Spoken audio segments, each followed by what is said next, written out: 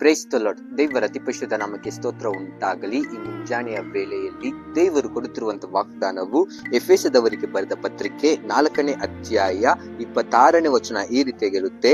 ಕೋಪ ಮಾಡಬೇಕಾದರೂ ಪಾಪ ಮಾಡಬೇಡಿರಿ, ಸೂರ್ಯನು ಮುಳುಗುವುದಕ್ಕಿಂತ ಮುಂಚೆ ನಿಮ್ಮ ಸಿಟ್ಟು ತೀರಲಿ ಎಂಬುದಾಗಿ ಬರೆಯಲ್ಪಟ್ಟಿದೆ.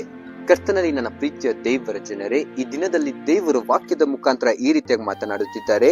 ಕೋಪ ಮಾಡಬೇಕಾದರೂ ಪಾಪ ಮಾಡಬೇಡಿರಿ ಎಂಬುದಾಗಿ. ನಾವು ಯಾವುದೇ ರೀತಿಯಾದ ಪಾಪ ಮಾಡದ ಹಾಗೆ ನಾವು ನಡೆದುಕೊಳ್ಳೋಣ. ಅದೇ ರೀತಿಯಾಗಿ ಸೂರ್ಯನು ಮುಳುಗುವುದಕ್ಕಿಂತ ಮುಂಚೆ ನಮ್ಮ ಸಿಟ್ಟುಗಳು ತೀರಬೇಕೆಂಬುದಾಗಿ ದೇವರು ವಾಕ್ಯದ ಮುಖಾಂತರ ಮಾತನಾಡುತ್ತಿದ್ದಾರೆ.